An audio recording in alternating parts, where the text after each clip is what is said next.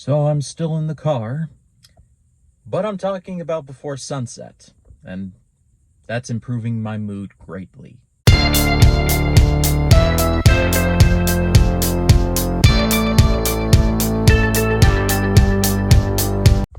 Hello everyone, my name is Ryan Cam, and I finally watched Before Sunset. This was directed and co-written by Richard Linklater once again. It once again stars Ethan Hawke and Julie Delpy, and this is the middle chapter in the Before trilogy. I've already covered Before Sunrise. If you'd like to check that video out, it will be linked in the eye in the right-hand corner.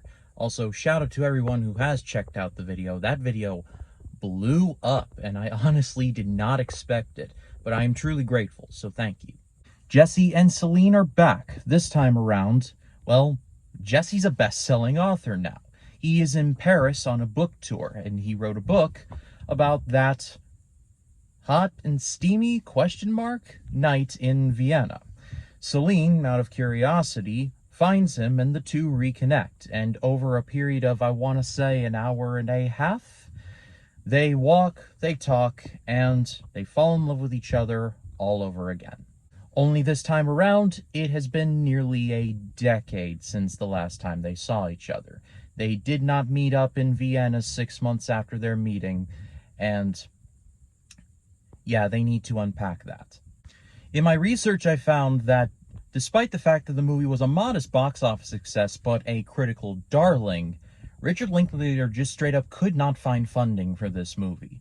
In my research, I found, and he did so in an interview, he said that the movie was supposed to be a whole lot bigger, including Jesse and Celine going to 4 different cities in Europe. However, no studio would accept it, and so they basically stripped it down to the bare bones and kept it to about an hour and a half in Paris. Ethan Hawke and Julie Delpy were heavily involved in writing the screenplay with Linklater and his co-writer. The 4, over a 2 or 3 day period, just basically got together and they bounced ideas off of each other until they finally cobbled together a screenplay, with Richard Linklater being the conduit in front of just managing it all.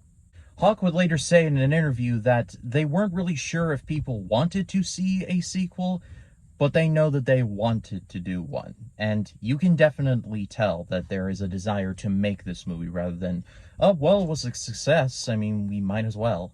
I've said it in other mediums, but now that I have seen both Before Sunrise and Before Sunset, I can definitively say that I think Before Sunset is superior. Now, don't get me wrong, Before Sunrise is very, very good.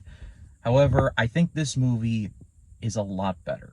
This is honestly one of the best sequels I think I've ever seen. It takes what we know about Jesse and Celine and expands on what was done in Before Sunrise, while also adding new questions. It's very well done. Of course, Ethan Hawke and Julie Delpy have amazing chemistry with each other, and I also like how the movie doesn't give them a whole night together. They just give them about an hour and a half. In the storyline, Ethan Hawke has to get a plane back to the US because Paris was the last stop on his book tour.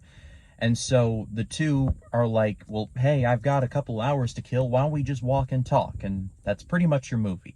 And there are also themes of just regret, what they would have been, and I was expecting that there would be some kind of blow up about just the whole fact that they didn't meet up, and it's heavily implied that Jesse was there, but Celine was not there. Celine had a death in the family, so she couldn't go, but because they didn't share any contact info, they couldn't say, hey, we gotta reschedule this.